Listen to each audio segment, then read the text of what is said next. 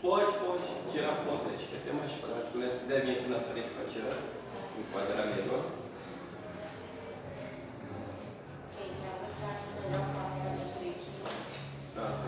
Pastor, sorria.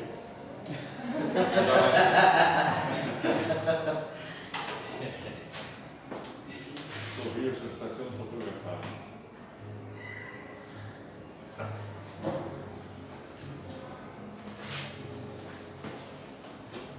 Na última aula, nós falamos sobre as igrejas do Apocalipse e ficaram faltando duas. E nós vamos ver hoje sobre essas duas igrejas, né? Mas antes de iniciarmos, vamos orar, pedir orientação de Deus, uma aula assim, muito importante, né, sobre o Apocalipse, que Deus possa estar direcionando tudo que será falado nessa manhã. E aquele que sentir desejo no coração pode assim falar.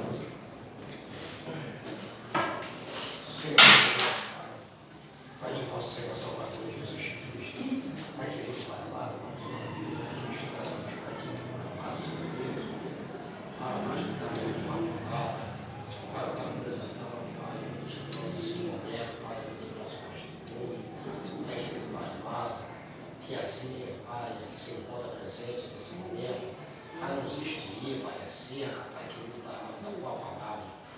Pai, que o Senhor possa, Pai, estar clareando, Pai, nosso entendimento. Pai, todas as barreiras, Pai, porventura tentar, Pai, atrapalhar, Pai, nós entendemos, Pai, tudo que está sendo, Pai, nos ensinando, que o Senhor está jogando por terra. Pai querido, Pai amado, que a nossa atenção, Pai, ela venha estar voltada. Pai querido, Pai amado, que a nossa mente, Pai, ela venha, Pai, extrair, Pai, tudo, Pai, que nos será, Pai, ensinado aqui neste momento. Pai, eu quero te apresentar, Pai, de cada, Pai, aluno que se encontra. Pai, eu te apresento também os que não estão podendo vir, Pai, por conta, Pai, dessa pandemia, que estão, Pai, assistindo às aulas, Pai querido, Pai amado, via, Pai, internet, Pai, que só possa estar visitando a cada um. Pai querido, Pai amado, muito obrigado, Senhor, porque mais um dia, mais uma semana, Pai, até aqui, Pai, só temos sustentado. Pai, que possamos, Pai, concluir, Pai querido, Pai amado, esse nosso, Pai, curso. Pai, sabemos que, Pai querido, Pai amado, é luta, Pai, é dificuldade, mas, Pai querido, Pai amado, que o Senhor possa, Pai, estar nos ajudando, nos fortalecendo, nos animando, Pai querido, Pai amado, para que possamos, Pai, concluir, Pai, aquilo que iniciamos. Essa é a oração que te fazemos em nome do Pai, do Filho e do Espírito Santo de Deus. Amém. Amém.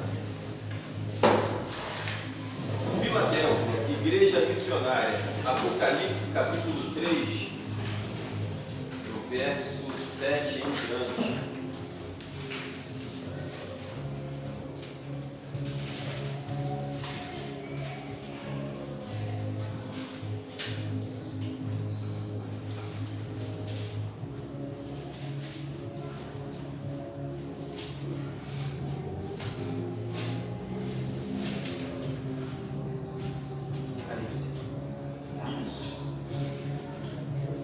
Capítulo 3, verso 7. Quem achou pode ler. Ao anjo da igreja em Filadélfia escreva: estas são as palavras daquele que é santo e verdadeiro, que tem a chave de Davi. O que ele abre ninguém pode fechar, e o que ele fecha ninguém pode abrir.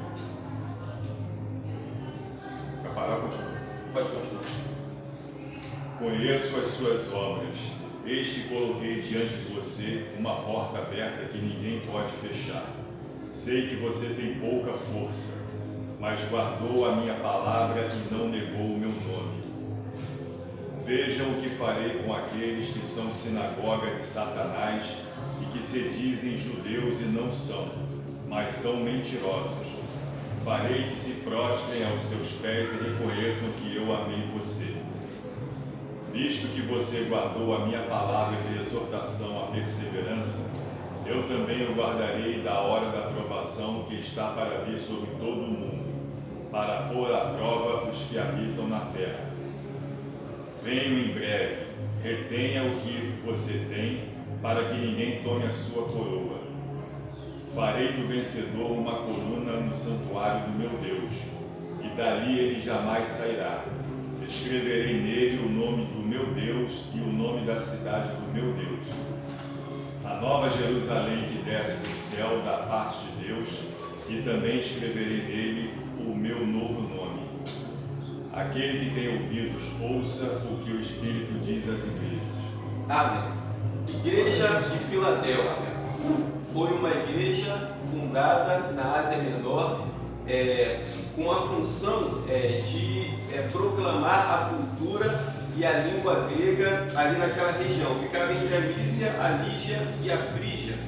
E ela foi muito bem sucedida na sua missão de propagar a cultura e a língua grega. E a cidade que foi colocada ali, ela foi colocada também com o intuito de fazer missões. Deus a estabeleceu ali para propagar a mensagem do Evangelho no mundo inteiro. E quando Deus fala aqui que naquela igreja tinha colocado uma porta aberta que ninguém podia fechar, aquela cidade ali, diante da invasão maometana, quando os muçulmanos começaram a tomar conta da Ásia Menor, todas as cidades caíram. Ela permaneceu de pé, sendo uma cidade grega, livre e independente durante vários séculos. E até hoje, alguns cristãos ainda resistem no meio daquele povo muçulmano, apesar de toda a perseguição. Então, aquilo que Jesus falou realmente se cumpriu. Eu coloquei uma porta aberta diante de você e ninguém pode fechar. Foram guerras, foram invasões, foram perseguições, mas a igreja permanece de pé. Ela vai ser uma igreja que não recebeu nenhuma repressão do Espírito Santo. Isso aí, isso aí. Igreja, uma igreja que não recebeu nenhuma repreensão, uma igreja que a gente só encontra elogios. E aí na continuação, ele diz assim,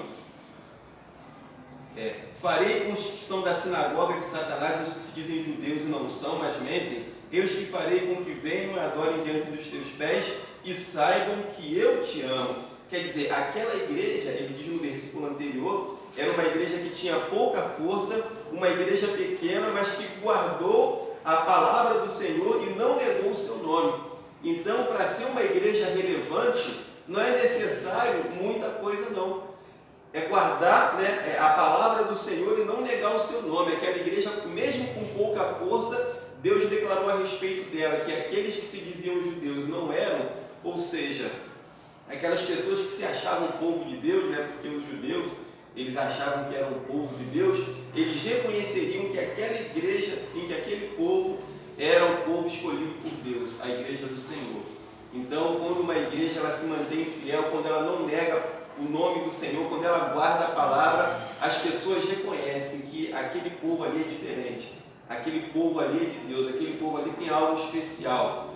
Quer dizer, é notório, algo espiritual. O ser humano é corpo, alma e espírito. Então, quando você tem uma igreja viva, uma igreja forte, uma igreja que vive a palavra, uma igreja que confessa o nome de Jesus, o cara pode ser um ateu, ele vai reconhecer que existe algo diferente naquele povo, naquela igreja. E foi assim com a igreja de Filadélfia. E aí, ele diz assim, versículo 10.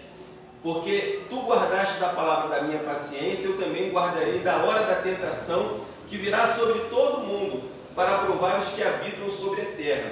Existem duas possibilidades de interpretação desse versículo.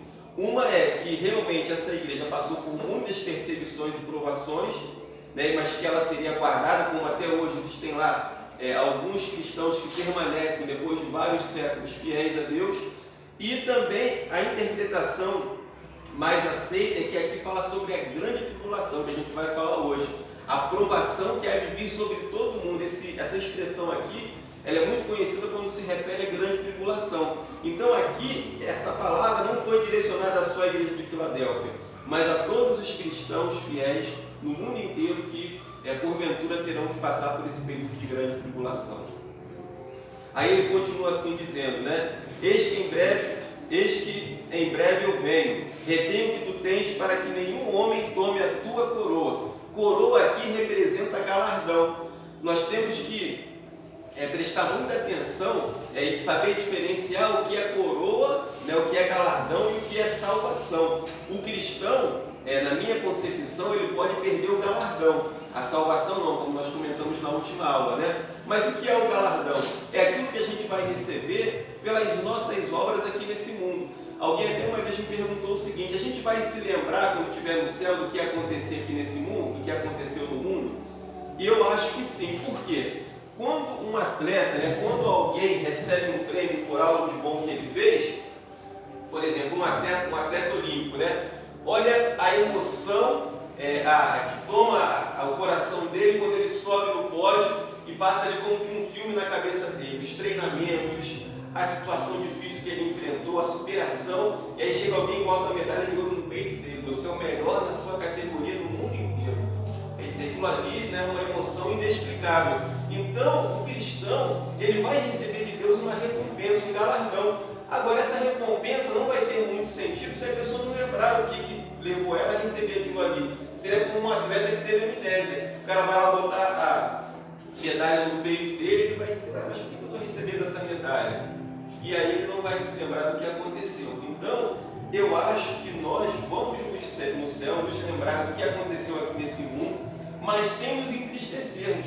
Por exemplo, Jesus lembra de tudo que ele passou aqui? Lembra. Ele sabe de todas as pessoas que foram para o inferno? Sabe. Mas ele por isso é triste? Não. Quer dizer, o nosso Deus é um Deus alegre, um Deus de amor, um Deus de paz. Então a nossa lembrança das coisas do mundo, na minha opinião, não vão nos fazer nos entristecer, quando recebermos o nosso galardão, a nossa coroa. Pastor, tem um versículo na Bíblia que diz assim: que Deus nos escolheu, não a gente escolheu a Deus, não é isso? Você falou da salvação. Aquele que Deus escolheu já está salvo? Na verdade, o que acontece em relação à escolha? A Bíblia diz assim: não foram vocês que escolheram a mim, mas eu vos escolhi a vós, e vos designei para que vades e deis frutos. E tem um outro texto que diz assim: muitos são chamados, mas poucos escolhidos. Então, Deus chama a todos, mas quem no final das contas vai ser escolhido? Isso daí depende também de uma atitude da pessoa, depende de uma ação, porque a salvação, ela passa pela vontade de Deus, mas ela também passa pela vontade do ser humano. Então, quem vai ser escolhido? Aquele que realmente se entregar de coração, se render e abrir o seu coração para Jesus. Realmente estiver decidido: eu me arrependo dos meus pecados, eu quero uma mudança de vida a partir de agora. E Deus, ele vai escolher aquela pessoa, Deus vai trabalhar no coração da pessoa e o Espírito Santo vai produzir o milagre do novo nascimento. Então ela pode botar tudo a perder. Peraí, só falo, porque às vezes, o que acontece? Vendo o senhor pensa dessa maneira, Eu escolhi Deus escolheu aquela pessoa pode até se desviar daquilo, mas Deus vai trazer ela de alguma forma, assim, para ele, o pecador, porque Deus escolheu aquela pessoa para ele. Na verdade, o que a Bíblia fala em relação àqueles que se desviam, saíram do nosso meio, o apóstolo João falando na carta dele, porque não eram dos nossos, porque se fossem dos nossos, nunca teriam saído do meio de nós. Então o verdadeiro cristão, aquele que nasceu de novo, aquele que tem o Espírito Santo, ele pode vir a se afastar da igreja, pode, por uma decepção, por imaturidade, mas ele não consegue ficar longe do povo de Deus. Ele vai congregar numa outra igreja, ele vai buscar estar no meio do povo de Deus, ele não sai do meio do povo de Deus. Agora, como a Bíblia diz que muitos são chamados e poucos escolhidos, tem gente que está no meio da igreja, mas que foi chamado, que foi simplesmente chamado para estar ali, recebeu o toque do Senhor, mas ainda não se rendeu. Esse, às vezes, por uma decepção ou porque por uma fraqueza, ele às vezes vai acabar se afastando e não volta mais. Então, eu acredito, de acordo com o que a Bíblia diz, que saíram do nosso meio porque não eram dos nossos, que quem realmente nasceu de novo não consegue viver longe do povo de Deus. E aqui ele vai falar sobre galardão. Interessante que Jesus ele fala o seguinte: olha, quando vocês fizerem algo, procura fazer sem ser notado pelos homens, porque eu vos digo que aqueles que querem ser notados, eles já receberam o seu galardão. Então, também no livro de Coríntios, a Bíblia vai falar a respeito das obras, obra de madeira, feno e palha e de pedras preciosas, ouro, prata e pedra preciosa. Então eu acho que uma obra de madeira, feno e palha é aquela obra que, quando Deus for provar no fogo do julgamento o que cada um fez para dar o galardão, aquela obra ela vai se desfazer. A madeira, feno e palha, ela se desfaz com o fogo. E a Bíblia diz isso lá em Coríntios. Depois eu passo o texto para vocês, que a nossa obra vai ser provada pelo fogo. E aí a Bíblia faz exatamente essa divisão, essa categoria: madeira, feno, palha, ouro, prata e pedra preciosa. Quando o fogo passar na pedra preciosa, no ouro, na prata, não vai se perder, não vai se destruir. Então, o que a gente pode fazer para Deus? Deus considera como madeira, feno e palha aquilo que às vezes a gente faz na igreja com o intuito de aparecer. Eu fiz, né? Quando a gente faz questão de dizer para os outros que a gente fez, como Jesus fala, ele diz assim: já receberam o seu galardão. Quando a gente recebe aplauso por algo que a gente fez, quando a gente faz questão de ser notado, aquele galardão ali a gente perdeu. E aí ele fala aqui, né? Vigia para que ninguém tome a sua coroa. Ou seja, a recompensa que aquela igreja receberia pelo seu trabalho missionário, né? Naquela cidade ali. Aí ele diz assim: aquele que vencer, eu farei uma coluna no templo do meu Deus, e ele não sairá mais de lá. E eu escreverei sobre ele o nome do meu Deus e o nome da cidade do meu Deus, que é a Nova Jerusalém, que desce do céu do meu Deus, e eu escreverei sobre ele o meu novo nome. Naquela época era comum, quando o sacerdote morria, que fosse levantada uma coluna em memória daquele homem de Deus, e naquela coluna era escrito o nome dele e o nome do seu pai. Então, olha o que Jesus está falando aqui, que seria a coluna, né, no templo de Deus, e que se escreveria sobre ele o nome de Deus, o nome do Pai, né, o nome de Jesus. Quer dizer, isso daqui significa uma honra, né? Aqueles que permanecem fiéis, aqueles que são homens e mulheres de Deus, eles serão lembrados. É o que o versículo está querendo direcionar aqui, né? Está querendo falar aqui. E aí o finalzinho, né? Ele diz: aquele que tem ouvidos, ouça o que o Espírito diz às igrejas. E a próxima igreja é a igreja de Laodiceia, a igreja que não teve nenhum elogio, a igreja apóstata, a igreja que Jesus estava do lado de fora querendo entrar e não conseguia entrar. Vamos ler? Quem achou pode ler. E ao anjo da igreja em Laodiceia escreve estas coisas: diz o Amém, a testemunha fiel e verdadeira, o príncipe da criação de Deus. Conheço as tuas obras, que nem és frios e nem quentes. Quem dera fosses frio ou quente, assim porque és morno e nem és quente, nem frio. Estou a ponto de vomitar-te da minha boca. Por dizem: estou rico e abastado, e não preciso de coisa alguma, e nem sabes que tu és um infeliz, sim, miserável, pobre, cego e nu. Aconselho-te que de mim compres outros refinados pelo fogo, para que te enriqueceres vestiduras brancas, para te vestires, a fim de que não seja manifesta a vergonha da tua nudez. Eu colhi para ungir aos olhos, a fim de que eu vejas. Eu repreendo e disciplino. Há quantos anos? Se pois zeloso, arrepende-te. Eis que estou à porta e bato. Se alguém ouvir a minha voz e abrir a porta, entrarei em sua casa, e cearei com ele, e ele comigo. Ao vencedor dar-lhe-ei sentar-se comigo no meu trono, assim como também eu venci e me sentei com meu Pai no seu trono. Quem tem ouvido, ouça o que o Espírito diz às igrejas. A igreja de Laodiceia, ela inclusive foi mencionada por Paulo, nas suas cartas, mas foi uma igreja que apostatou da fé. Uma igreja que se situava numa cidade muito rica, uma cidade bancária, a cidade de Laodiceia, uma cidade que era um centro comercial, muito famosa pelos colírios que produzia, inclusive a palavra colírio vem do colírio, né, do grego, e também muito famosa pelas túnicas de lã preta de carneiro que ela produzia. E era uma cidade tão rica que no ano 61 depois de Cristo ela foi arrasada por um terremoto e ela recusou a ajuda do governo romano, falou que não precisava, porque eles eram capazes de reconstruir a cidade com seus próprios recursos. Então, fazendo um paralelo com a realidade da cidade, a igreja estava se sentindo da mesma forma. O que a igreja dizia? Os membros da nossa igreja têm poder financeiro alto, porque eram pessoas de boa situação financeira. Nossa igreja é rica, a entrada de dízimos era extraordinária. E o que a igreja pensava? Eu sou rica e não tenho falta de nada. E aí o que Jesus fala? Olha, você na verdade pensa que é rico, mas é um miserável, pobre, cego e nu. E aí ele fala, né, fazendo uma alusão aqui ao que havia na cidade, ele diz assim, ó,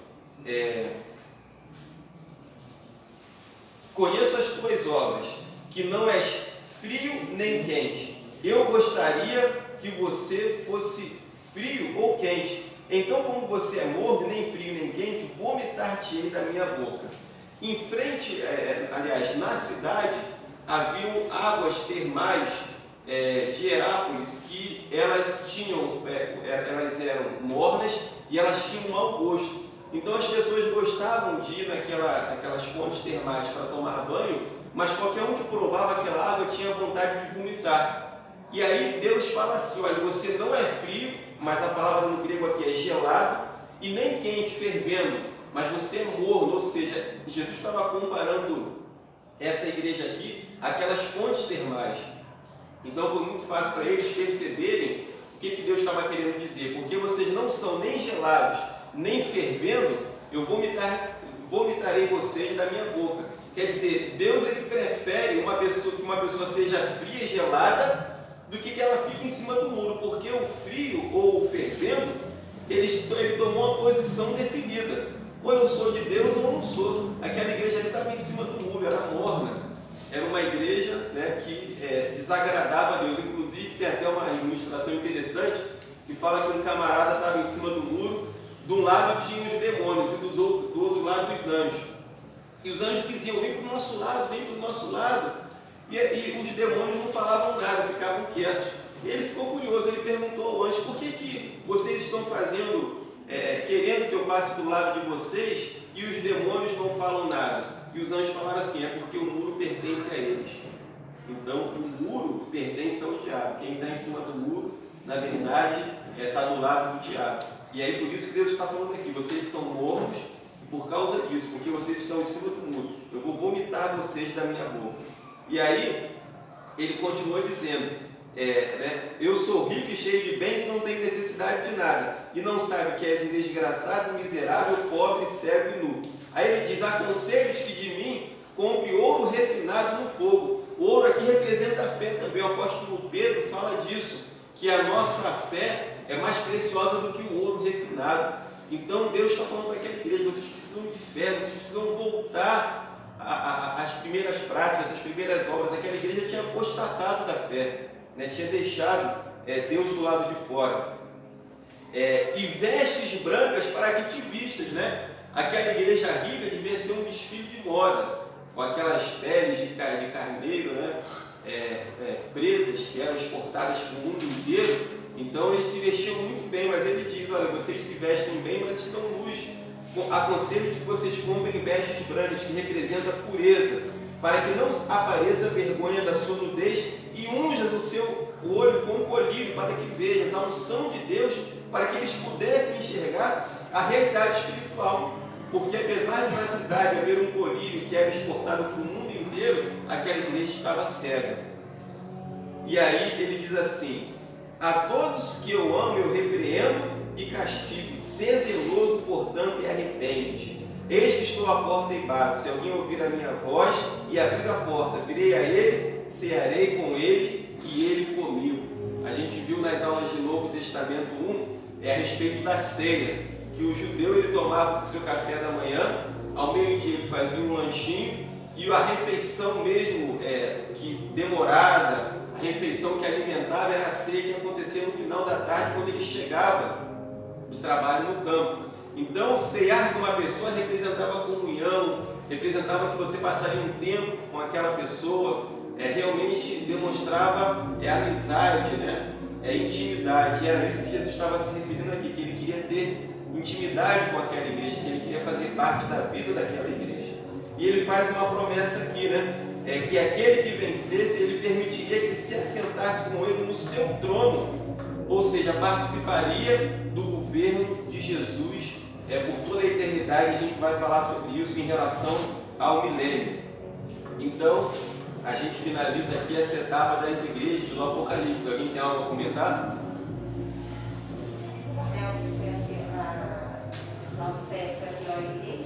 Foi a pior igreja, a igreja apóstata. Quer dizer, e como nós lembramos aqui no início, que essas 7 igrejas, elas representam todas as igrejas de todos os tempos que existem hoje também. Então, existe hoje igrejas como Laodiceia? Existem. Que apostataram da fé? Existem.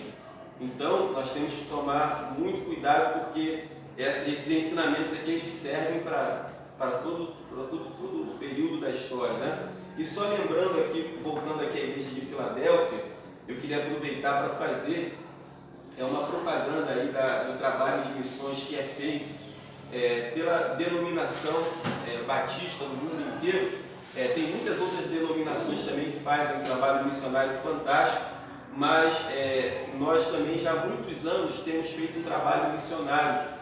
Por exemplo, nós temos no mundo inteiro cerca de 900 missionários espalhados, e esses missionários eles atuam em países onde o evangelho é proibido, países muçulmanos, e a Junta de Missões Mundiais tem contrato, por exemplo, com uma firma de segurança americana, que se caso haja uma guerra num país ou uma perseguição, aquela firma ela envia aviões, helicópteros numa situação de emergência para retirar esses missionários de lá. Então, quer dizer, existe toda uma estrutura montada, um aparato para poder possibilitar que muitos missionários estejam no mundo pregando o evangelho, inclusive no momento de dificuldade, serem resgatados, porque é melhor um missionário vivo do que um missionário morto. Mas quer dizer, você sustentar 900 e poucos missionários no mundo, mais as suas famílias, não custa barato. E com essa pandemia aí, está sujeito a muitos missionários terem que voltar por não terem o sustento para mantê-los. E a nossa igreja, agora, mês passado, esse mês, está em campanha de missões nacionais, não é missões mundiais, nacionais. Então, o foco é os ribeirinhos na Amazônia, no sertão, e também tudo depende de grana. E aí fica o meu apelo aqui: se alguém sentir desejo de contribuir para missões, pode estar me procurando a irmã Marisa, que é responsável. Se um dia vocês desejarem também fazer uma viagem missionária, existem viagens missionárias curtas, de uma semana, de um mês, aqui no Brasil, fora do Brasil. Então são caravanas que são organizadas anualmente para vários lugares do mundo. Por exemplo, uma pessoa que é aposentada pode doar um mês, né, para poder estar fazendo esse trabalho missionário, ou quem está de férias pode também nas suas férias. O trabalho, por exemplo, dos radicais é um trabalho que é feito por jovens que dedicam 2 anos da sua vida para atuar em algum lugar no Brasil ou no mundo. Então eles passam 2 anos no campo missionário, depois retornam. Quer dizer, uma infinidade de possibilidades aí, né? Trabalho nos campos de refugiados, países que estão em guerras. Quer dizer, tem um campo de atuação muito grande dentro das comunidades. Também é feito um trabalho forte missionário com crianças, inclusive. A Cristolândia, que o Paulo conhece muito bem, nós nos conhecemos lá, trabalha com recuperação de pessoas que são dependentes químicos. Então, se alguém quiser estar contribuindo, depois me procura, porque a gente finaliza a campanha de missões nacionais esse mês. A gente vai estar assim, vendo se nós conseguimos alcançar o alvo, que era de R$8.000. Pode falar. Bruno, esse negócio de missões aí, esse pessoal que anda na rua, tem gente que fala que eles são americanos, que também faz esse tipo de serviço, missões. Os mormons, aqueles que ficam com a pastinha, camisa branca. Camisa branca, Oi? Eles têm um nome chamado Elders. Sim. São missionários mormons. Na verdade é uma seita, né? Vocês vão aprender um pouco sobre eles na matéria de seitas e religiões. Mas eles fazem um trabalho, né, missionário, pregando aquilo que eles acreditam, mas não tem nada a ver com denominação evangélica, não. É uma seita. Né? Eles acreditam que o profeta Joseph Smith teve uma revelação, e é a partir daí que deu o livro do Mormon. Isso. Foi originada no estado de Utah. Lá eles até aceitam poligamia. Mas assim, é uma seita. Com certeza. Sobre doações, é como assim que o está falando? Sobre doações? Pode ser doação em dinheiro, né? Porque existem 4 formas da gente contribuir para missões: orando, divulgando o trabalho missionário, né? Indo e contribuindo. Então, fica aqui as 4 possibilidades. Eu não posso contribuir financeiramente.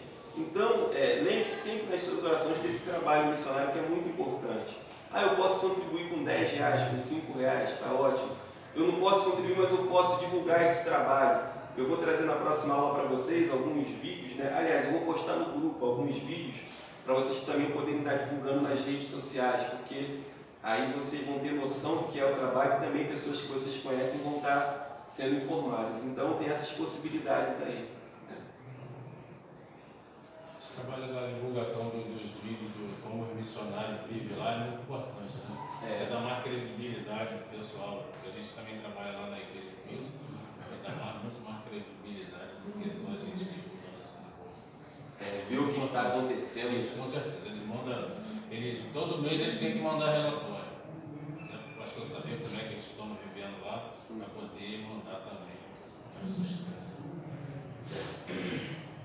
E aí, nós vamos agora entrar na parte do Apocalipse que é polêmica, né? Essa parte aí. Vamos começar lá pelo sonho de Nabucodonosor. Deixa eu ver que horas são. 10h30, beleza. Temos ainda uma horinha de aula. O sonho de Nabucodonosor, lá em Daniel, capítulo 2, que é considerado o Apocalipse do Velho Testamento. Daniel, capítulo 2, verso 31 e 34. Nós temos lá o livro de Salmos, né? Provérbios, e mais adiante a gente tem Ezequiel, Daniel, capítulo 2. Daniel, capítulo 2. Isso, verso 31 e 35. É considerado o Apocalipse do Antigo Testamento. O Apocalipse do Antigo Testamento. Daniel, Capítulo 2.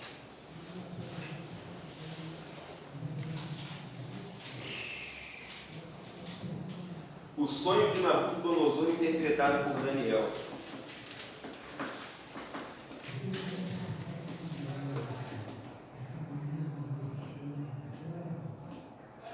Nabucodonosor, oi? Capítulo 2, versículo o quê? 31. Isso. Nabucodonosor foi um grande imperador e Deus se revelou a ele várias vezes e Daniel foi um instrumento de Deus na vida de Nabucodonosor para fazê-lo compreender, como o anjo declarou para ele quando ele virou um animal, né, para que você compreenda que o céu reina. E Nabucodonosor, ele teve um sonho, e aí quem achou o texto pode ler, versículo 31. Tu, ó rei, na visão olhaste e eis uma grande estátua. Esta estátua imensa e de excelente esplendor estava em pé diante de ti, e a sua aparência era terrível. A cabeça dessa estátua era de ouro fino, o peito e os braços de prata, o ventre e as coxas de bronze, as pernas de ferro, e os pés em parte de ferro e em parte de barro. Estava vendo isto, quando uma pedra foi cortada, sem auxílio de mãos, a qual feriu a estátua dos pés de ferro e de barro, e os esmiuçou. Então foi juntamente esmiuçado o ferro, o barro, o bronze, a prata e o ouro, os quais fizeram como a pragna das eiras do estio, e o vento os levou, e não se podia achar nenhum vestígio deles. A terra, porém, que feriu a estátua, se tornou uma grande montanha e encheu toda a terra. Amém. Vamos lá, vamos interpretar esse sonho aqui de Daniel. Aliás, esse sonho de Nabucodonosor. Nós tivemos alguns grandes impérios ao longo da história. E aí Daniel fala o seguinte: rei, essa estátua representa todos os impérios que vão, né, surgir ao longo da história. Você é a cabeça de ouro. O Império Babilônico foi o mais esplêndido, né? O mais grandioso de todos os impérios. E aí depois vem o segundo império, quando ele diz aqui que a cabeça era de ouro. Deixa eu voltar aqui. O seu seio e os braços de prata. Quer dizer, o segundo reino, que foi o reino Medo-Persa, ele já não tinha tanto esplendor quanto o Império Babilônico. Então, era um material inferior ao ouro, a prata, né? E aí depois vem o reino da Grécia, que nós falamos aqui a respeito de Alexandre o Grande, né? Falamos sobre o Império Grego, que antecedeu a vinda de Jesus a esse mundo, mas quando Jesus veio, quem dominava era Roma, que já Grécia, né? Que era de bronze.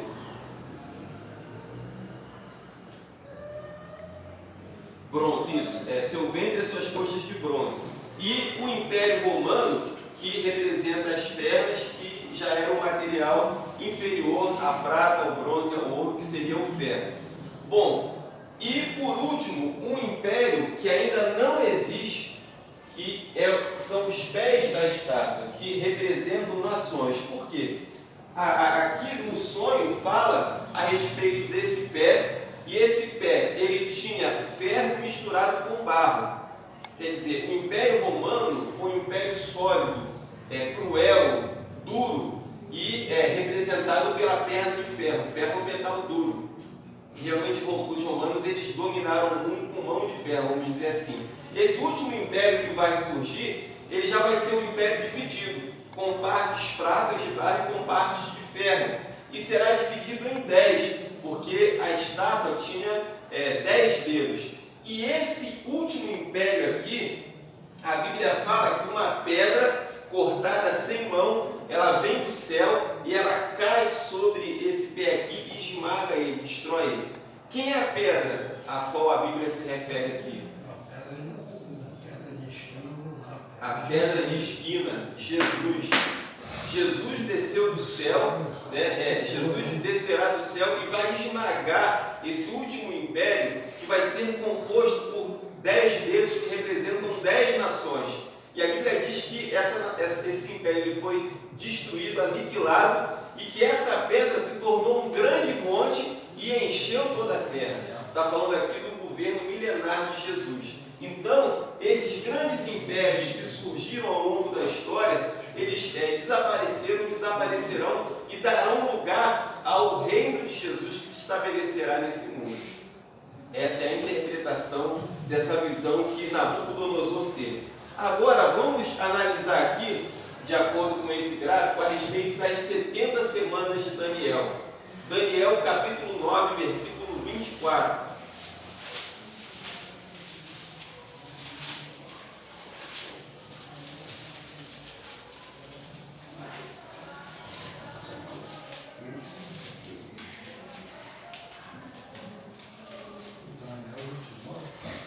Daniel 9, 24.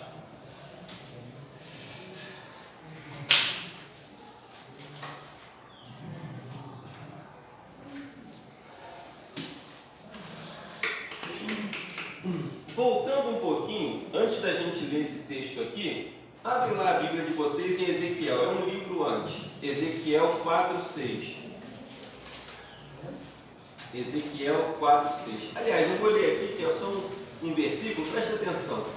E quando estiveres cumprido, deita-te novamente sobre o teu lado direito, suportarás a iniquidade da casa de Judá por 40 dias, e tem designado para ti um dia por cada ano.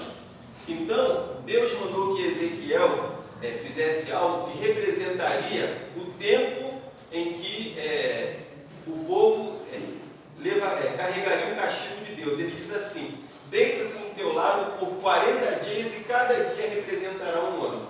Então, a Bíblia às vezes compara dias há anos. É importante para a gente entender aqui essas 70 semanas de Daniel. Então vamos lá, Daniel fazia parte desse império aqui, Babilônia, e Deus deu a ele a visão do que aconteceria ao povo de Israel nos próximos anos. E ele fala de 70 semanas, ou seja, 70 semanas, vamos ver aqui. Cada semana tem quantos dias? O mês tem 4 semanas, né? Não, mas aí quantos dias tem cada semana? 7 dias. Então 70 semanas são 7 dias, 70 vezes 7. Quanto que vai dar aí? Vamos fazer a conta. Oi? 490 dias, certo? Só que na verdade são 490 anos, que a Bíblia quer dizer. E aí como é que a gente vai decifrar essa profecia aqui de Daniel? Ele diz assim: 70 semanas estão determinadas sobre o seu povo. Para quê? 70 semanas, vamos lá. Daniel 9:24. 9:24.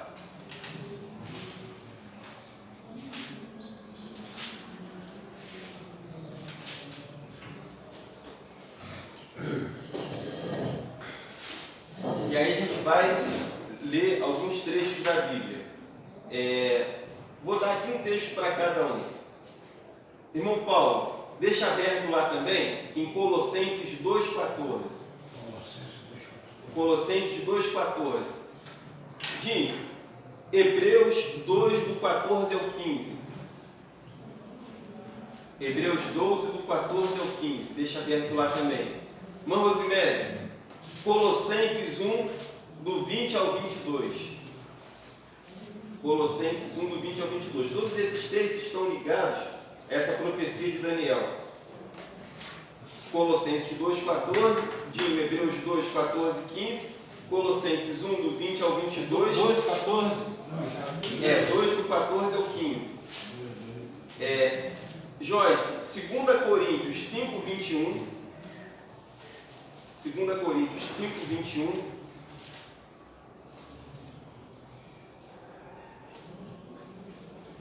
Carlinhos, Apocalipse 10, 7. E Cláudio, Hebreus 10, do 19 ao 22. Hebreus, tu vai lá para o finalzinho da tua Bíblia. Hebreus 10, do 19 ao 22.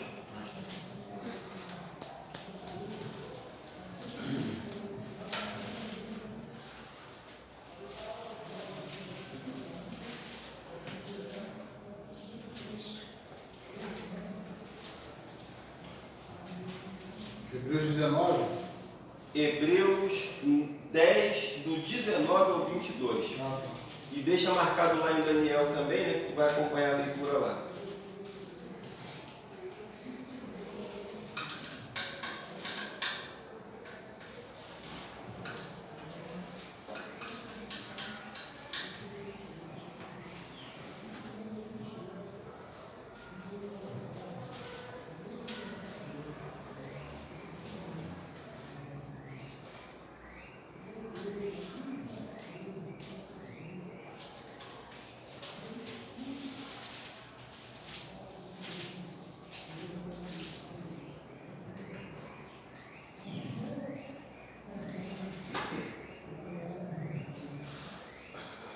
Vamos lá. Fazendo aqui a leitura de Daniel, capítulo 9, versículo 24. Ele vai falar assim para Daniel: 70 semanas são determinadas sobre o teu povo, sobre a tua santa cidade. Ou seja, 70 semanas nós já vimos que são 490 anos. O anjo vai a Daniel e fala com ele o que aconteceria nesses 490 anos para cumprir toda a profecia. Aí ele diz assim: 70 semanas estão determinadas para terminar a transgressão. Primeiro ponto, terminar a transgressão, dar fim à transgressão. Irmão Paulo, lê aquele primeiro texto. Colossenses, capítulo 2, versículo 14. Isso. E havendo riscado o escrito de dívida que havia contra nós nas suas ordenanças, o qual nos era contrário, e moveu do meio de nós cravando na cruz. Então, dar fim à transgressão. Quem fez isso por nós? Jesus, certo? Então Daniel está falando de uma profecia aqui que aponta para o início da obra salvífica de Jesus, dar fim à transgressão. Aí ele continua. Qual a próxima coisa que ele diz aqui? Para dar fim à transgressão, por fim aos pecados. Dinho, Hebreus 2, do 14 ao 15. Visto, pois, que os filhos têm participação comum de carne e sangue, deste também ele igualmente participou, para que, por sua morte, destruísse aquele que tem o poder da morte, a saber, o diabo. E livrasse todos que, pelo favor da morte, estavam sujeitos à escravidão por toda a vida. Pode ler ainda o capítulo 7, 27 de Hebreus. 7:27.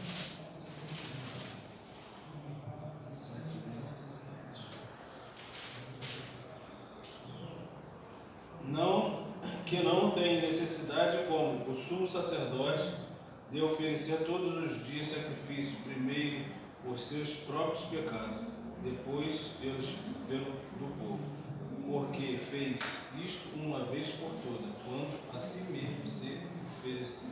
Então, pelo sacrifício de Jesus, foi aceito por Deus essa oferta pelo pecado. Então, através de Jesus, o pecado foi destruído. E fazer a reconciliação por causa da iniquidade. Expiar a iniquidade, né? Colossenses 1, do 20 ao 22. Irmã Rosemary.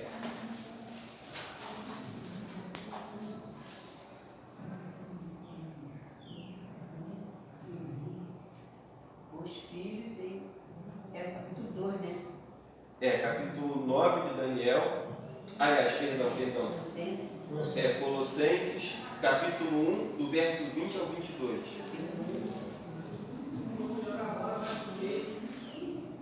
Do 20 ao 22.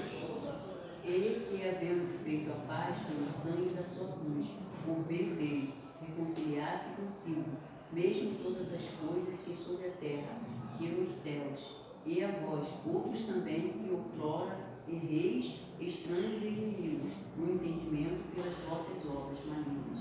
Agora, porém, vos reconciliou o corpo da sua carne, mediante a sua morte, para representai-vos perante ele, santos, inculpáveis e irrepreensíveis. Então, até aqui está falando do sacrifício que Jesus fez na cruz do Calvário. E aí ele vai falar também a respeito de tempos futuros, para trazer a justiça eterna. E aí, Joyce, lê para a gente, 2 Coríntios 5, 21. Aquele que não conheceu o pecado, o fez pecado por nós, para que nele fôssemos feitos justiça de Deus. Justiça de Deus. Até aqui está falando da crucificação, né? Até agora, a profecia está vindo até aqui, 38 depois de Cristo, foi quando Jesus morreu na cruz do Calvário. Então ele fala assim: 70 semanas estão determinadas sobre o seu povo, para pôr fim aos pecados, trazer reconciliação, fazer a justiça eterna. Ele está falando do evento da cruz, né? Nesse período aqui. Aí vocês perguntam assim: mas por que 38 depois de Cristo? É porque tem um erro no calendário de 5 anos. Então, na verdade, entende-se aqui 33 depois de Cristo, quando ele morreu na cruz do Calvário, né? E aí, continuando, a outra parte da profecia: e trazer justiça eterna, e selar a visão e a profecia para ungir o Santíssimo. Selar a visão e a profecia. Apocalipse 10, 7. Mas nos dias da voz do sétimo anjo, quando tocar a sua trombeta, se cumprirá o segredo de Deus, como anunciou aos profetas, seus servos. Certo. Aí já está falando do período mais na frente, né, após a grande tribulação.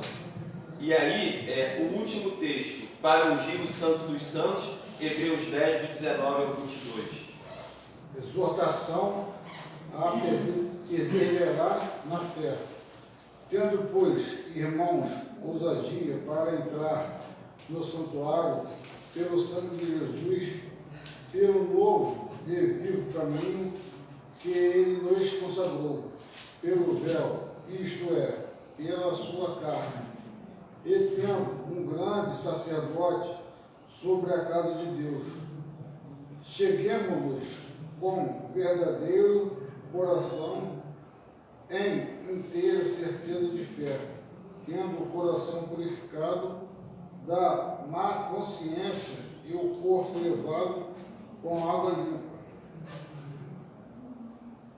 Isso aí, só até aí. Vamos lá então, vamos entender agora, no versículo 25, esse passo a passo da profecia. Diz assim, Daniel 2, Daniel 9, 24 e 25. Daniel 9, 24,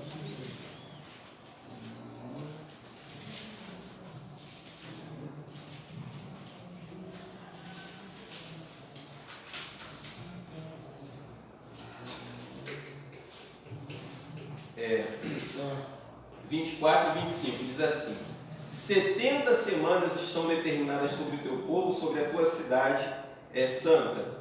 Voltando, recapitulando: para terminar a transgressão, para pôr fim aos pecados, para trazer reconciliação por causa da iniquidade, para justiça eterna e para selar a visão e a profecia e para ungir o Santíssimo. Aí ele continua: portanto, sabe e entende que desde a saída da ordem para restaurar e construir Jerusalém até o Messias, o príncipe, serão 7 semanas e 62 semanas. A rua será construída novamente e o muro, mesmo em tempos tenebrosos. E após 62 semanas, o Messias será cortado, porém não por si mesmo. E o povo do príncipe que virá destruirá a cidade e o santuário. O seu fim será como uma inundação. E até o final estão determinadas desolações e guerras. Vamos lá. Agora essa parte aqui importante.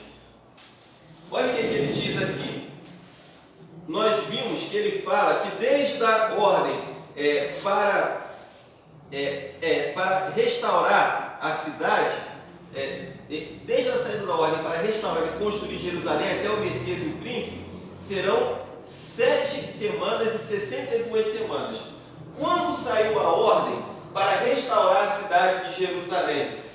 Lembrando, Daniel estava no Império Babilônico, a serviço de Nabucodonosor, e o povo havia sido levado cativo e ficaria lá por 70 anos.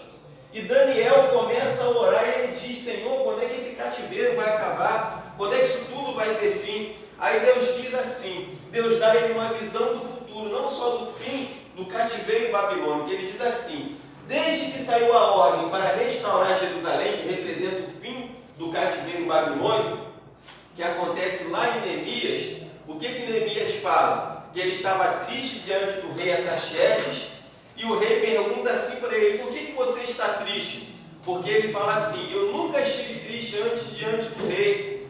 E aí o rei nota a tristeza no semblante de Neemias e pergunta: por que você está triste? Aí ele fala: Senhor, como eu não estaria triste sabendo que a minha cidade, a cidade dos meus pais estão sepultados, ela está arrasada, está em miséria. E aí o rei pergunta assim para ele: o que você quer? E ele diz: eu queria poder reconstruir a minha cidade. E aí Artaxerxes dá ordem para que Neemias comece a reconstrução de Jerusalém. E aí, as próximas 7 semanas, ou os próximos 49 anos, que demoraram para a reconstrução do templo e do muro, são tempos difíceis, quando ele diz assim, olha, serão 7 semanas, versículo 25, e 62 semanas. A rua será construída novamente e o muro, mesmo em tempos tenebrosos. Como é que foi a reconstrução de Jerusalém após o cativeiro babilônico? Não foi difícil? Lembra de Sanbalate, Tobias? Isso, que não queriam que a cidade fosse reconstruída, que não queriam que o muro fosse reparado, e eles ameaçaram o povo, ameaçaram Esdras, ameaçaram Neemias, tentaram armar ciladas para inclusive assassiná-los. Quer dizer, foram tempos difíceis. A Bíblia, o anjo falou isso para Daniel. a cidade, os muros serão reconstruídos em tempos angustiosos, em tempos difíceis. E aí ele diz assim: até o fim haverão guerras e desolações. Mas aí vamos lá, ele fala assim: após 7 semanas e 62 semanas, ou seja, 49 mais 434 anos. Quanto que dá? 49 mais 34, 482, 483 anos. Após 483 anos, o anjo está dizendo que o Messias seria cortado. Ou seja, após o fim do cativeiro babilônico, viria um período, de 7 semanas que ele destaca que seria para a reconstrução, e mais 62 semanas que seria o período até a vinda do Messias, até Jesus. E aí olha o que ele diz aqui: após 62 semanas, o Messias será cortado, não por si mesmo, e o povo do príncipe que virá destruirá a cidade e o santuário, e o seu fim será como numa inundação. A profecia foi perfeita. Exatamente após 483 anos, Jesus deu o brado na cruz do Calvário e disse: está consumado. Quando ele disse está consumado, foi ungir o Santo dos Santos, como nós vimos aqui, para ungir o Santo dos Santos. Porque lembra que quando Jesus ele morreu na cruz, o véu do templo se rasgou de alto a baixo, dando uma demonstração de que o acesso direto a Deus estava liberado? Ele ali acabou com o pecado, selou a justiça eterna, nos livrou do poder do diabo. Então, 483 anos depois, com a morte de Jesus, parte da profecia se cumpriu. Faltavam quantas semanas, aliás, faltavam quantos anos para poder realmente cumprir a profecia, selar a visão? Faltavam 7 anos, certo? 490 anos, já tinham se passado 483 até o Messias, como ele diz. Só que aí entra na história um período chamado graça, após a morte de Jesus, que é um tempo indeterminado. Essa lacuna chamada graça, ela não acabou ainda. Ela não acabou. Já se vão quase 2000 anos desde a morte de Jesus, e esses 7 anos que faltam para cumprir, para selar a profecia de acordo com o livro do Apocalipse, ele ainda não aconteceu. Quando é que esses 7 anos vão acontecer? Será um período que a gente chama de grande tribulação. E aí é o que ele fala aqui na profecia. Olha o que ele diz: após 62 semanas o Messias será cortado, Jesus será morto, porém não por si mesmo. E o povo do príncipe que virá, quem é esse príncipe que virá? O anticristo. É o povo do príncipe que virá, destruirá a cidade e o santuário, e o seu fim será como numa inundação. Até o final da guerra, desolações estão determinadas. Então, o príncipe que virá chama-se anticristo, e ele vai sitiar Jerusalém nesse período aqui da grande tribulação, e vão haver guerras terríveis nesse período aqui. A gente vai ver isso na profecia do Apocalipse. Então, vamos agora começar a falar sobre esse período aqui chamado grande tribulação, porque no momento, em qual período que a gente está? A gente está vivendo um período chamado graça. Graça significa favor imerecido. Deus abriu esse parêntese na história para salvar o maior número de pessoas possíveis. Porque se a gente fosse analisar a situação do mundo hoje, ela é exatamente igual a Sodoma e Gomorra. A gente não está vivendo hoje uma Sodoma e Gomorra, tá? Só que por que Deus ainda não destruiu o mundo? Por causa dessa lacuna chamada graça, favor imerecido.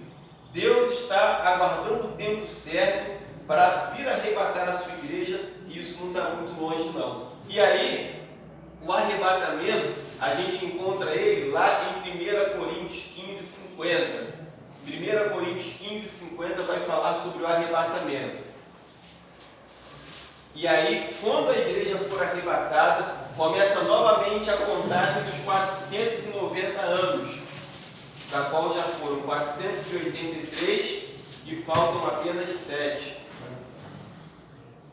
1 Coríntios 15, 50. Seremos transformados.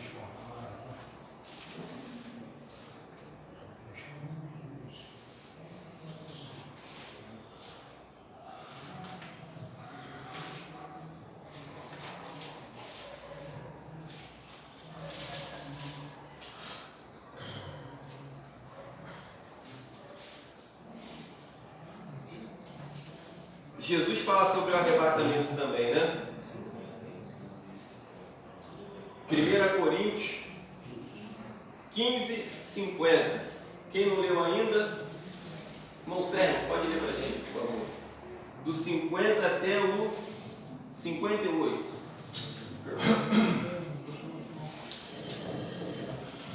Show.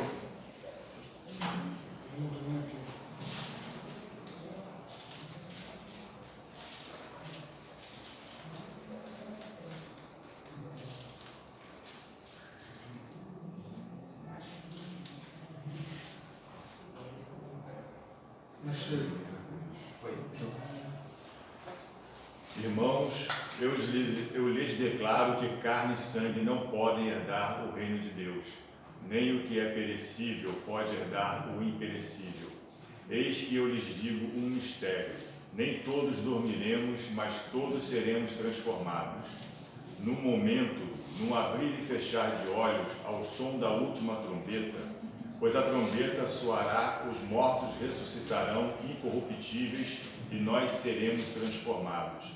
Pois é necessário que aquilo que é corruptível se revista de incorruptibilidade, e aquilo que é mortal se revista de imortalidade. Quando, porém, o que é corruptível se revestir de incorruptibilidade e o que é mortal de imortalidade, então se cumprirá a palavra que está escrita: a morte foi destruída pela vitória. Onde está, ó morte, a sua vitória? Onde está, ó morte, o seu aguilhão? O aguilhão da morte é o pecado, e a força do pecado é a lei. Mas graças a Deus que nos dá a vitória por meio de nosso Senhor Jesus Cristo. Portanto, meus amados irmãos, mantenham-se firmes e que nada os abale. Sejam sempre dedicados à obra do Senhor, pois vocês sabem que, no Senhor, o trabalho de vocês não será inútil. Glória a Deus por isso. Olha só, eu vou ler aqui um pouquinho antes, diz assim, ó: o primeiro homem, Adão, foi feito alma vivente. O último Adão, falando de Jesus, espírito vivificante. Mas não é o primeiro que é espiritual, mas o que é natural. E depois o que é espiritual. O primeiro homem é da terra, terreno. O segundo homem é do Senhor do céu. Tal qual o terreno, tais são também os terrenos. E tal qual o celestial, tais são também os celestiais. E assim como temos, portanto, a imagem do terreno, assim também traremos a imagem do celestial. Gente, isso daqui é algo extraordinário. Como descendente de Adão, nós trazemos, né, as características do nosso pai Adão. Mas nós não somos só descendentes de Adão, porque a partir de Jesus nós fazemos parte de uma descendência de filhos de Deus, espiritualmente falando. E aí, essa segunda natureza, que é espiritual, ela vai prevalecer sobre a carnal. Nós falamos aqui a respeito do novo nascimento, que essa nossa natureza carnal, ela foi extinta, crucificada. A natureza espiritual que foi gerada em nós é mais forte do que a carnal. Por isso a gente não consegue mais viver uma vida de pecado como vivia antes. E aí, essa natureza carnal, né, ela vai sendo aniquilada e ela vai desaparecer. Quando é que essa natureza carnal vai ser extinta, ela vai desaparecer? Porque a Bíblia diz aqui naquilo que o irmão Sérgio leu: aquilo que é mortal será revestido da imortalidade, e aquilo que é corruptível será revestido da incorruptibilidade, porque não é possível que carne e sangue entrem no reino de Deus. Quando é que isso vai acontecer? Aqui nesse evento chamado arrebatamento. Jesus falou a respeito do arrebatamento dizendo assim: estarão dois trabalhando no campo, um será levado e outro será deixado. Estarão dois deitados deitados numa cama, um será levado e outro será deixado. Ou seja, o dia do arrebatamento será um dia de caos e de desespero no mundo inteiro. O marido vai acordar de manhã, vai olhar do lado e não vai ver a mulher. E aí ele vai perguntar, meu amor, você está onde? Está na cozinha? Ele vai na cozinha e não vai encontrar ela. Vai no banheiro e não vai encontrar. E aí vai ficar aquele desespero, meu Deus, para onde minha mulher foi? Será que ela saiu de casa? E aí ele vai tentar ligar para o celular dela, o celular vai tocar e ele vai ver que ela não levou o celular. E aí começa a busca. Ele liga a televisão e ele ouve o noticiário, né? Pela manhã, o Bom Dia Brasil noticiando. Nós estamos aqui num plantão especial informando que milhões de pessoas desapareceram no mundo inteiro. Aviões caindo porque os pilotos eles vão desaparecer. Carros, vai ser um caos total. Carros se acidentando. E quando Jesus fala do arrebatamento, ele diz de pessoas que estarão dormindo e pessoas que estarão trabalhando no campo. Por quê? Por causa do fuso horário, aqui no Brasil, se a gente estiver dormindo, no Japão o pessoal vai estar trabalhando. Então vai ser um evento simultâneo que vai abranger o mundo inteiro. E aí, quer dizer, as pessoas elas vão se dar conta de que foram deixadas para trás. Tem vários filmes, né? Novelas, aquela novela Apocalipse, que retratou esse período do arrebatamento de forma assim, muito, muito interessante. Inclusive, no Apocalipse tem uma cena, né, que tem uma criança no balanço assim, o pai empurra a criança, e aí a cena mostra a criança indo no balanço, e quando volta o balanço vazio. E a pessoa olha assim e não entende, né, o que aconteceu. Duas pessoas correndo, fazendo sua ginástica, de repente, quando a pessoa olha assim, a pessoa desapareceu. Então, esse evento aqui é o evento que a Bíblia fala de arrebatamento, que nem todos dormiremos. O que significa dormir? Dormir significa morrer, a morte. Quer dizer, mas a Bíblia diz que nós não precederemos aqueles que dormem. Deus vai honrar aqueles que morreram, porque passaram por algo pior do que aqueles que ficaram vivos, né? E aí a Bíblia diz que aqueles que morreram em Cristo, eles ressuscitarão com um corpo incorruptível, semelhante ao de Jesus. Jesus não ressuscitou, então nós traremos também a imagem do segundo Adão, daquele que é espiritual. Nós ressuscitaremos. E aí depois da ressurreição, né, acontecerá que aqueles que ficarem vivos serão arrebatados para o encontro do Senhor nos ares. E a Bíblia fala da vinda de Jesus sobre dois aspectos. A Bíblia diz assim, que ele vai vir como um ladrão da noite. Certo? O ladrão, ele é visto? Não. Ele entra sorrateiramente, ninguém o vê. E quando se dá conta, ele levou alguma coisa. Como teve uma irmã aqui na igreja que quando ela acordou de manhã, a televisão da sala não estava mais lá. E aí ela descobriu que a televisão novinha que ela estava pagando, alguém entrou sorrateiramente e levou na calada da madrugada. Vai ser a comparação com a vinda de Jesus. Ele vai levar as pessoas e ninguém vai entender nada do que está acontecendo.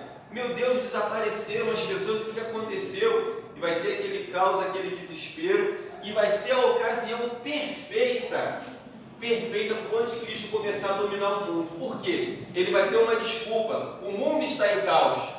O que os nossos governantes fizeram nessa pandemia? Lockdown. Uma coisa pequena, uma pandemia. Fecharam empresas, proibiram circulação, prenderam pessoas. Quer dizer, foi até uma comparação que eu vi muito interessante a respeito do comunismo, que a gente experimentou nessa pandemia um pouco do que quem vive sob regime comunista experimenta, né? Você não pode ir à praia, a sua empresa não é sua, é do governo, porque ele diz a hora que você vai abrir, a hora que você vai fechar. Distanciamento dos familiares, porque não se podia ver, né, alguns familiares. Restrição à circulação, uma série de limitações que nós vemos por causa da pandemia. E é isso que um regime comunista faz com os seus cidadãos mundo afora. Coreia do Norte, China e outros países aí. Então, o que vai acontecer por ocasião do arrebatamento? A estrutura já está montada. Essa pandemia pode ter sido até como um ensaio para saber o nível de controle que se tem sobre a população. Eu estava esses dias na praia, foi até engraçado. Resolvemos na segunda-feira agora, feriado, ir à praia. Estava um sol bonito, né? Aí saímos daqui, já era um pouco tarde. Aí eu falei assim com o pessoal, gente, vamos parar aqui para almoçar primeiro, já era 11 horas da manhã, depois a gente vai para a praia com calma. Só que eu não sabia que as praias em Niterói já estão fechando 1 da tarde e só reabre às 4. Quer dizer, acho que o coronavírus só ataca nesse período, né? Aí, almoçamos e fomos para a praia. Chegamos lá 12h30. 12h30, vem 2 guardinhas com apito. Pi, pi, dando um alerta que o pessoal tinha que sair da praia. Gente, a praia é cheia, mas 2 guardas conseguiram esvaziar a praia. E eles vieram, né, avisando o pessoal, e aí meu cunhado deitado lá na areia, já tranquilão, na sombra de uma árvore que ele encontrou, veio o guardinha, mas você não pode mais ficar não, porque daqui a pouco, eu estou passando para avisar, mas daqui a pouco passa um guarda aí multando o pessoal. E aí, a gente que estava na praia 15 minutos teve que ir embora. Aí pensamos assim, bom, vamos procurar uma praia que a gente não tem ido ainda. Aí lembramos da Praia do Sossego, em Camboinhas, foi todo mundo para lá. Descemos a escadaria, deu para dar uns 4 mergulhos. Depois, né, dos 4 mergulhos, veio mais um guardinha, pi, com apito para mandar o pessoal embora. Quer dizer, 2 guardas se esvaziaram aquelas praias todas ali de Niterói. Vieram na sequência, né, Piratininga, Camboinhas, Praia do Sossego. Então, é muito fácil controlar a população, porque o governo detém o armamento, detém o poder, a autoridade. Então, poucos agentes são capazes de controlar uma multidão de pessoas. Imaginem quando o mundo estiver passando por esse caos aqui do arrebatamento. Vai ser lockdown, vai ser controle absoluto.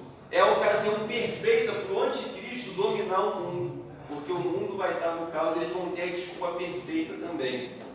E essa estrutura, para o governo do anticristo, ela já está sendo montada.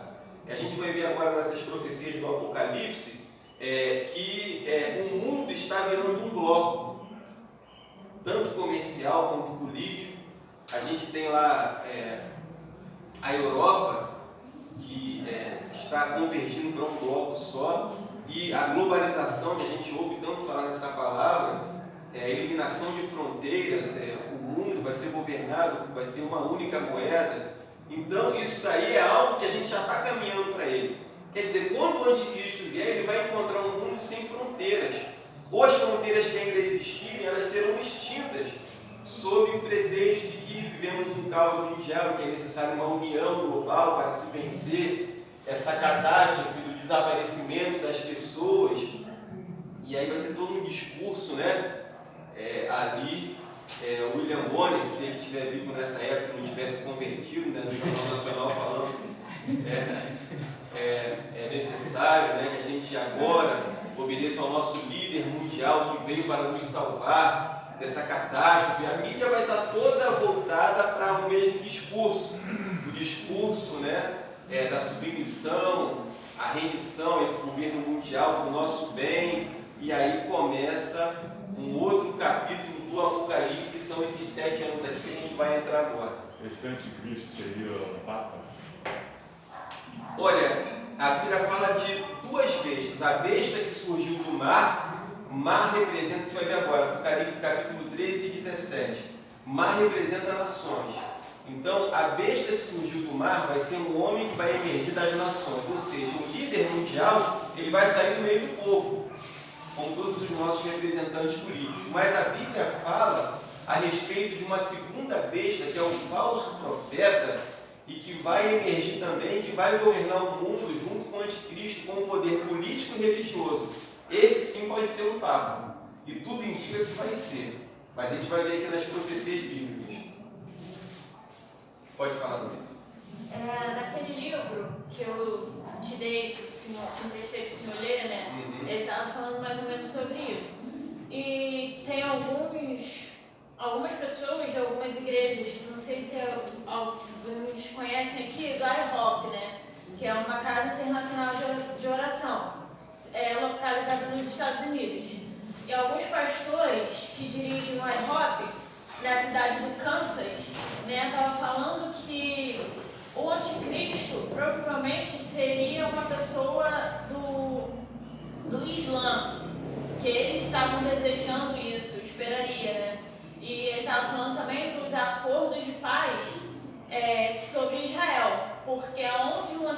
vai reinar, restabeleceu o templo de Jerusalém, hoje, atualmente, é uma mesquita islâmica, né? Então, eles precisam que todos os países dali do Oriente Médio estejam em paz para que ele reconstrua o templo e assim ele se assente no templo de Jerusalém. E vocês observaram que está tendo vários acordos de paz com Israel? Sim. Que o Trump conseguiu? Eu estava observando isso, né? Que essa semana, terça-feira, até falou que foi o terceiro país, né? Acho que, não sei, os indômitos, foi o terceiro país fazendo o acordo de paz com Israel. Aí eu estava até pensando nisso, né? De ser aquela pessoa que está conseguindo fazer os acordos de paz entre Israel e os povos árabes, para ter até mais ou menos um indício de quem vai ser e tal. E o pastor Lucinho, eu não cheguei a ver esse vídeo, né? Ele até tinha falado assim, para que tentar querer descobrir quem vai ser o anticristo se a gente nem conhece o próprio Cristo direito, né? A gente só tem meio que um vislumbre do porquê. A gente lê escrituras, a gente tem contato, comunhão, essas coisas, mas a gente só vai ter a revelação de quem ele é mesmo quando a gente for. Eita. Ih, quebrou. O celular pode ficar rebaixado, né? Continua vivo. Gente, esse suportezinho aqui ele é complicado, ele às vezes... Foi de cabeça para baixo, não? Não, tá certinho. Ao contrário. Beleza. Aguenta aí até o final da aula. Só vai falar do anticristo. O inimigo tá curioso. O pastor Brutinho, a gente estava chamando o Bolsonaro de anticristo, é mole?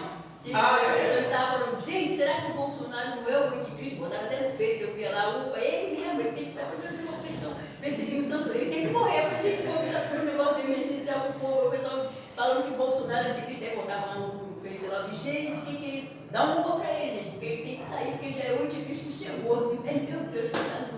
Sempre que surge um líder, né? Porque o Bolsonaro, ele se tornou um líder de destaque até no mundial. Então, sempre que surge uma figura assim de renome internacional, surgem as especulações, né? Será que é ele?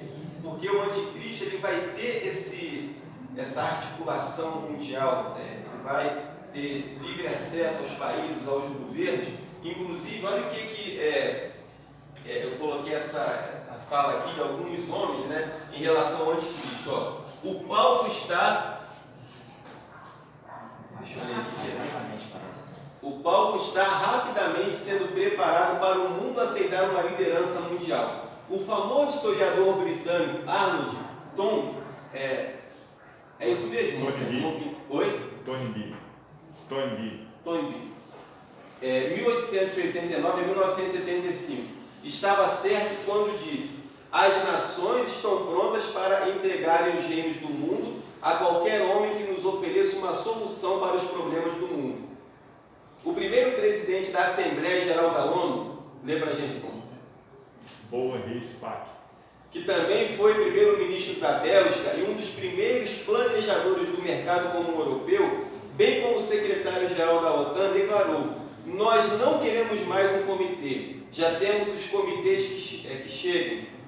O que queremos é um homem de influência suficiente para conseguir que todos os povos se aliem e nos tirem do atoleiro econômico em que nós estamos afundando. Mandem-nos esse homem, seja ele Deus ou diabo, nós o receberemos. Quer dizer, um cara, presidente da Assembleia. Oi? Leva ele para a casa dele. Quer dizer, o mundo já espera por esse homem. Inclusive, em 1989, todos os grandes jornais publicaram, inclusive o Globo, que esse homem já estaria entre nós. 1989, se ele na época tinha uns 20 anos, ele hoje está com 50. Quer dizer, pode ser que o anticristo já esteja entre nós. E na matéria que foi publicada nos grandes jornais do mundo, fala claramente: um homem capaz de liderar o mundo, que nós esperamos. Eu vou trazer essa matéria, esse artigo para vocês lerem na próxima aula. E aí, o que seria a nova ordem mundial? Cada vez se ouve mais sobre essa nova ordem mundial ou comunidade global. O presidente George Bush tornou popular o termo quando, num discurso durante a Guerra do Golfo, disse ao Congresso americano: encontramos-nos hoje num momento ímpar e extraordinário. Destes períodos atribulados pode emergir uma nova ordem mundial. Hoje essa nova ordem mundial luta para nascer. George Bush faz parte de uma seita maçônica terrível. Illuminati, teve o pastor que morava lá na minha casa, ele se mudou. Ele falava muito desse Illuminati, que acho que é uma seita que tem aí, que acho que na ONU, que eles até teve esse presidente aí que foi assassinado, que ele estava prestes a falar sobre isso. Aí foi quando mataram esse, ele até hoje não. John Kennedy foi. John Kennedy, no discurso dele, ele falou o seguinte: em breve eu vou revelar à população americana uma trama para tirar a nossa liberdade, porque existe uma lei nos Estados Unidos que prevê que em casos, por exemplo, em casos como esse aqui de caos de arrebatamento, que o governo assumiria o controle sobre tudo, comunicação, meios de produção, tudo. Eu não lembro qual foi a ordem que ele fala, a ordem 144, não sei. Eu vou trazer esse artigo e vou mostrar para vocês. Então ele diz: eu vou revelar para os cidadãos desse país que estão tramando para tirar a nossa liberdade. Alguns dias depois meteram a bala na cabeça dele. E até hoje não foi descoberto. Mas nos Estados Unidos, que tudo que acontece lá, eles descobrem tudo. Mas o que acontece? Tem uma seita, uma organização muito poderosa por trás disso tudo. E que é a força do anticristo, desse movimento do anticristo, que a gente sabe que vai dominar o mundo. Então, pelas profecias bíblicas, ninguém vai conseguir conter essa força política. Esse pastor também falava desse Illuminati. E ele também falava muito desse, acho que o presidente da França, o Macron, ele é o anticristo, o Macron. São especulações, né? O anticristo, o Macron, ele fala a respeito, ele defende que países menores não tenham exércitos, né? Ele defende uma série de questões que a nova ordem mundial, que o Bush já falava, defende também, eliminação de fronteiras, quer dizer, uma série de coisas. E o Macron segue essa linha aí, né? Ele segue essa linha. Se o anticristo já está entre nós, tem por volta de 50 anos, conforme o senhor falou, então esse acontecimento está mais perto do que a gente pensa. Está mais perto do que a gente pensa. Isso se realmente, porque Satanás, ele está preparando o homem do pecado, que a Bíblia fala, para governar, mas ele não sabe quando vai ser a volta de Jesus. Se a volta de Jesus for daqui a 100 anos, esse cara já era.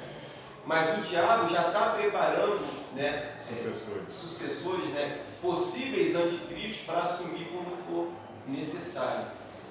Eu acho que está muito perto. Inclusive, a profecia que fala sobre o 666, quer ver? Vamos lá, falar um pouco sobre essa profecia. Aqui no Padre tem um templo assim desse símbolo que é ali. Sim. Ali, onde tem aquela casa de saúde ali, quem vira para São Gonçalo, vai para Catarina, ele tem naquele ponto ônibus ali, ele tem um templo com meia. Eu ia ver até o carro com o símbolo 666 de vidro. Apocalipse 13, 17.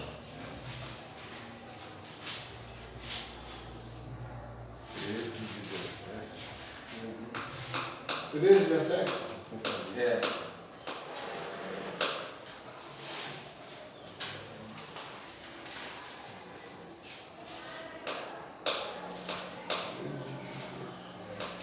Gente, tudo está caminhando para esse controle econômico sobre as pessoas. O Pix, que vai ser lançado agora em novembro, você pode fazer transferências. Vai ser lançado? Já foi?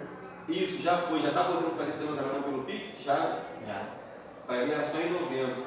Então, quer dizer, não tem mais negócio de final de semana, feriado, hora. Qualquer hora você pode transferir dinheiro para quem você quiser. Porque a intenção deles é acabar com um papel moeda, com dinheiro impresso.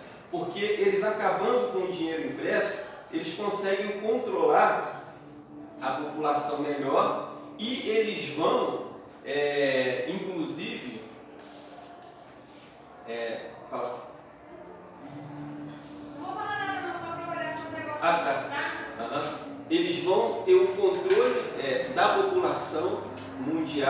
vai acabar também essa questão de lavagem de dinheiro preso na cueca de um, de outro, né? Essas coisas que acontecem em tráfico de drogas, eles vão ter, a criminalidade vai diminuir muito, porque a circulação do dinheiro vai acabar. E tudo está caminhando para a eliminação do papel moeda. Nós vemos que o mundo inteiro caminha para isso. E aí, vamos lá ver o 666 o que fala? Aliás, eu vou ler todo o capítulo 13. Quem não leu ainda? Pode ser eu. Pode ser? Capítulo 13. A besta que emerge do mar. Vi emergindo do mar uma besta que tinha 10 chifres e 7 cabeças, e sobre os chifres 10 diademas, e sobre as cabeças nomes de blasfêmia. A besta que vi era semelhante a leopardo, com pés de urso e boca como de leão. E deu-lhe o dragão o seu poder, o seu trono e grande autoridade. Besta que surgiu do mar se refere a um homem feroz, tanto que compara ao urso, ao leopardo, né, em sinal de ferocidade desse imperador. Pastor, teve um lugar aí também que já tem, vi um vídeo e tinha um relógio com um desenho de leopardo. Ah, é? Um vídeo que eu estava vendo, foi até meu irmão que me mandou dos Estados Unidos. Não sei se tem lá para fora nesse relógio, mas tinha um leopardo bem assim, um desenho já bem no relógio. E emerge do mar, né? Quando a gente olha isso daqui, uma besta que emerge do mar, com 7 cabeças e 10 chifres, a impressão que a gente tem é de um monstro, né? Só que esses 10 chifres, lembra da estátua de Nabucodonosor, o pé com 10 dedos? Um reino com 10 reis, dividido em 10 partes. Alguns reinos mais fortes, outros mais fracos. O mundo, quando o anticristo vier, ele vai estar dividido em 10 blocos. É isso que a profecia quer dizer. 10 blocos. E aí ele diz aqui, 10 cabeças, tendo 7 cabeças e 10 chifres. Essas 7 cabeças, a gente vai ver mais na frente o que representa. Mas aqui está falando de um homem e de o reino que ele vai exercer, que ele vai governar. Pode continuar. Então viu uma de suas cabeças como golpeada de morte, mas essa ferida mortal foi curada, e toda a terra se maravilhou, seguindo a besta. E adoraram o dragão, porque deu a sua autoridade à besta. Também adoraram a besta, dizendo: quem é semelhante à besta? Quem pode pelejar contra ela? Foi-lhe dada uma boca que proferia arrogâncias e blasfêmias, e autoridade para agir 42 meses. 42 meses, são 3 anos e meio.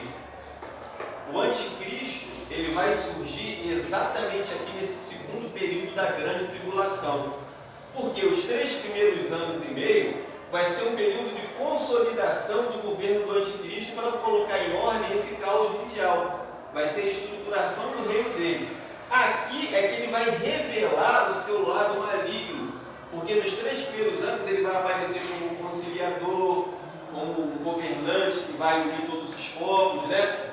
Mas aqui ele começa a proferir palavras de blasfêmias, aqui ele começa a revelar quem ele é. E ele vai governar por 42 meses, que são 3 anos e meio. Continuar? Isso. Assim, antes de continuar, a Bíblia fala que essa besta teve uma chaga mortal curada. Essa chaga mortal interpreta-se que seja o ressurgimento do antigo Império Romano. Porque no sonho de Nabucodonosor, aquela estátua não tinha pés de ferro, pernas de ferro. O último império, que seriam os pés da estátua, ele é parte de ferro e parte de barro. Então, esse último império, o império do anticristo, vai ser a continuação do Império Romano.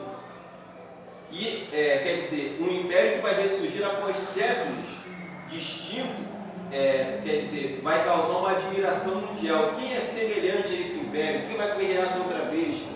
Quer dizer, um império com uma força política, militar e econômica muito grande, a qual ninguém vai poder resistir. Nem os Estados Unidos, nem país nenhum, nenhuma potência nenhuma mundial vai poder se opor a esse governo que vai se levantar, né? E abriu a boca em blasfêmias contra Deus, para lhe difamar o nome e difamar o tabernáculo, a saber, os que habitam no céu. Foi-lhe dado também que pelejasse contra os santos e os vencesse. Deu-se-lhe ainda autoridade sobre cada tribo, povo, língua e nação. E adorá-la-ão todos os que habitam sobre a terra, aqueles cujos nomes não foram escritos no livro da vida do Cordeiro, que foi morto desde a fundação do mundo. Se alguém tem ouvidos, ouça. Se alguém leva para cativeiro vai. Se alguém matar a espada, necessário é que seja morto a espada. Aqui está a perseverança e a fidelidade dos santos. Olha só, antes da gente continuar, aqui falou da primeira besta, que é o anticristo. E aí fala das 7 cabeças. Eu vou ler para vocês Apocalipse 17, não precisa abrir não, diz assim, ó. E aqui está a mente de quem tem sabedoria. As 7 cabeças são 7 montanhas, sobre as quais a mulher está sentada. Gente, 7 cabeças são 7 montanhas. Vocês sabem qual a cidade do mundo tem 7 montanhas? Israel? Roma. O Império Romano vai ressurgir, especificamente o Vaticano. Essa profecia está ligada ao Vaticano, né? A cidade das 7 colinas. Essas 7 cabeças são 7 montanhas, que representam a localização, o centro desse império que há de surgir, em Roma. E aí, na sequência, surge agora a segunda besta, que é o falso profeta. Líder político, né, que vai governar o mundo dividido em 10 blocos, numa cidade com 7 montanhas, e que vai ter o auxílio de um poder paralelo religioso e político, que tudo indica que é o Papa. E o Vaticano, né? Mas aí na continuação a gente vai ver. Vamos lá. A besta que emerge da terra. Vi ainda outra besta emergindo da terra. Possuía 2 chifres, parecendo um cordeiro, mas falava como dragão. Exerce toda a autoridade da primeira besta na sua presença.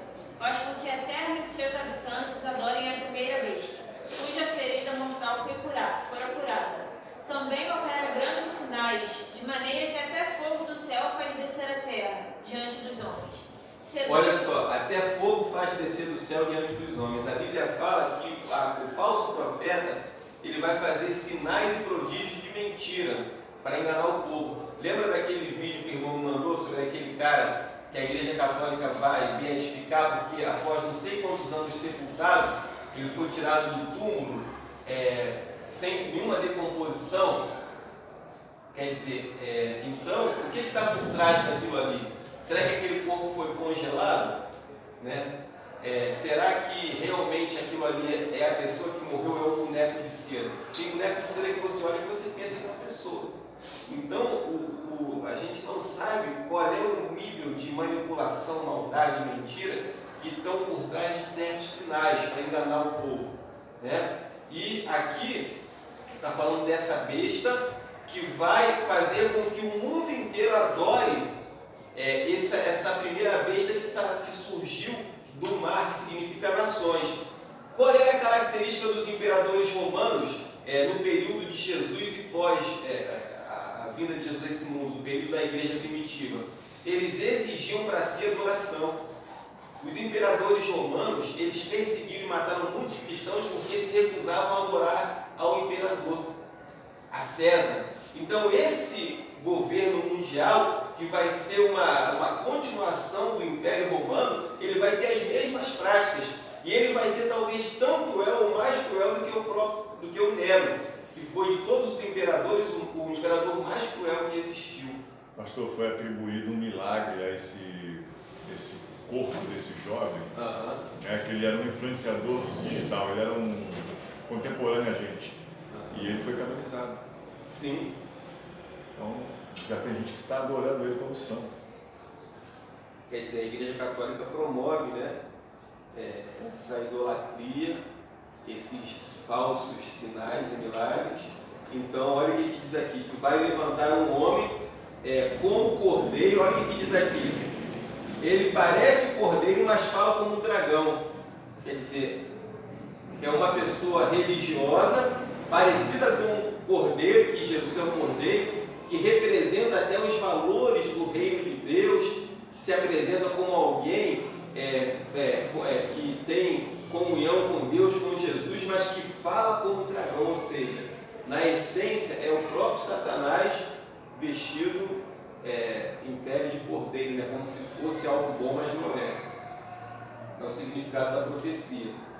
E aí, na continuação, seduz os que habitam sobre a terra por causa dos sinais que lhe foi dado executar diante da besta, dizendo aos que habitam sobre a terra que façam uma imagem à besta, aquela que, ferida a espada, sobreviveu.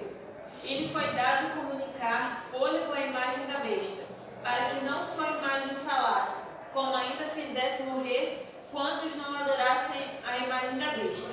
A todos, os pequenos e os grandes, os ricos e os pobres, os livres e os escravos, faz que lhes seja dada certa marca sobre a mão direita ou sobre a fronte. Rapidinho, como é que você faz uma imagem falar? Hoje tem tecnologia para isso, né? Quer dizer, naquela época, né, foi dado fôlego à imagem para que ela falasse. Hoje em dia a gente sabe que isso daqui vai ser talvez algo criado pelo computador, uma imagem que possa falar, que possa controlar as pessoas, né? Por isso, aqueles que não se curvarem, por exemplo, você tem uma multidão de pessoas, né? E aí, hoje tem a tecnologia do reconhecimento facial. Aí, o ditador, por exemplo, bicho manda todo mundo se curvar. Se ficar umzinho lá em pé no meio, o computador vai detectar na hora. Pô, aquele lá não se curvou, por quê? Então, quem não se curvar, essa pessoa vai ser identificada. Existe tecnologia para isso, para identificar. E aí, continuando. Para que ninguém possa comprar ou vender, senão aquele que tem a marca, o nome da besta ou o número do seu nome. Aqui está a sabedoria. Aquele que tem entendimento, calcule o número da besta, pois é número de homem. Ora, esse número é 666. Quer dizer, essa marca, ela já está sendo implementada no mundo. E só vai poder comprar e vender quem tem essa marca. Eu peguei aqui como exemplo essa revistinha aqui, que os jovens vão estudar agora no próximo quadrimestre. O código de barra tem inserido nele o número 666. O código de barra de todos os produtos que a gente compra tem inserido nele o código 666. Como é que é esse código? Você tem aqui o código de barra, e aí você tem assim, ó, duas barrinhas finas, pode observar, qualquer produto. Aí tem outras barras aqui menores. Aí tem aqui mais duas finas, outras menores, né, algumas mais grossas, né, outras mais finas, e aqui no final mais duas fininhas. Cada barra, junto uma com a outra, representa um número. Por exemplo, o número 4, suponhamos, é uma barra grossa, né, com uma barra fina. Número 6, são duas barras grossas, né? Aliás, no número 5, duas barras grossas. E o número 6, como é que ele é representado? O número 6 são duas barras finas. Então, em qualquer produto você vê que tem número 4, 0, 5, 1. E essas barras finas, elas não têm número embaixo. Mas essas duas barras finas, elas representam o número 6. Então, em todo código de barra, você tem um 666. A Bíblia diz que só vai poder comprar e vender quem tiver essa marca. E já todos os produtos têm o código de barra. Só está faltando a marca na mão e na testa que vai ser implementada. Já tem até umas máquinas aí que para fazer leitura até da mão já, né? Tem. Isso aí. Então, é isso. Já estendeu até um pouquinho o horário, né? A aula que vem a gente continua falando um pouquinho sobre grande tribulação e depois milênio.